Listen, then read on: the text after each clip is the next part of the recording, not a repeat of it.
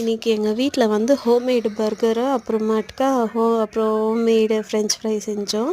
அது கூட வந்துட்டு பொட்டேட்டோஸு, மயோனிஸு, கோக்கு நாங்கள் கடையில் தான் வாங்கினோம். மிச்சதெல்லாம் நாங்கள் வீட்டில் தான் செஞ்சிருந்து பண்ணோரே எங்கள் வீட்டோட சின்ன பையன் செஃப். இன்றைக்கி அவர் தான் வீட்டோட கடைக்குட்டி. அவன் தான் செஞ்சான். இன்றைக்கி ஃபுல்லாக அவன் தான் பண்ணியிருந்து பர்கர் பண்ணான். ஃப்ரெஞ்ச் பர்கர் பண்ண அவன் தான் பண்ணான். நல்லா அதை சாஃப்டாக பண்ணிவிட்டு எல்லாம் அவன் தான் மேக் பண்ணான். அதுக்கப்புறம் வந்துட்டு என்னென்ன பண்ணுறான்னாக்கா, அந்த மயோனஸ் போட்டுட்டு நல்லா க்ளீனாக ஸ்ப்ரெட் பண்ணிக்கினான். ஸ்ப்ரெட் ஃபுல்லாக பண்ணிக்கினான். ஸ்ப்ரெட் பண்ணிவிட்டு அதுக்கப்புறம் என்னென்ன அவன் வச்சுருக்கான்னு பார்த்தீங்கன்னாக்கா, அந்த லெட்டஸ் லீஃப் வச்சான். அதுக்கப்புறம் வந்துட்டு அதுக்கு மேலே வந்துட்டு கட்லேட், சிக்கன் கட்லேட் தான் பண்ணோம். அது செம்ம டேஸ்ட்டாக இருந்துச்சு இன்றைக்கி. ஆக்சுவலாக அது நம்ம வெளியே வாங்கினா கூட நல்லா இருந்திருக்குமான்னு தெரியல எனக்கு.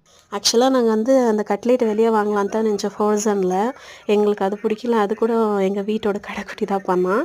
அதை நல்லா எங்கள் வீட்டுக்காரர் வந்துட்டு அது நல்லா மெலிசாக பண்ணிவிட்டு தட்டி கொடுத்தாரு. அந்த சிக்கன் கட்லேட்டுக்கு அதுக்கப்புறமா வந்துட்டு சீஸ் வச்சாங்க, ஸ்லைஸ் சீஸ் வச்சாங்க. அதுக்கப்புறம் இந்த பன் எனக்கோஸ்கரம் பண்ணின்னு இருக்கான். அதனால் வந்துட்டு இன்னும் கொஞ்சம் அந்த இலை வச்சுட்டு அதுக்கு மேலே வந்துட்டு 2 ஆனியன் வச்சாங்க. நான் ஆனியனும் டொமேட்டோவில் சாப்பிட மாட்டேன்.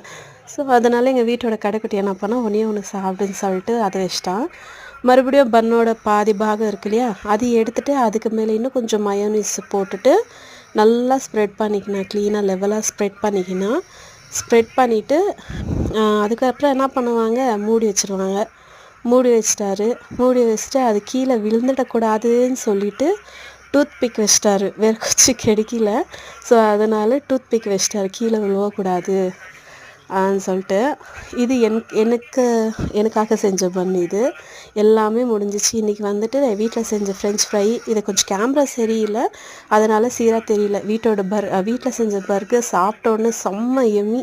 இதுவே நம்ம போயிட்டு பர்கர் கிங்லேயும் அங்கே இங்கேயும் சாப்பிட்டுருந்தாக்கா அவ்வளோ டேஸ்ட் தெரிஞ்சிருக்காது.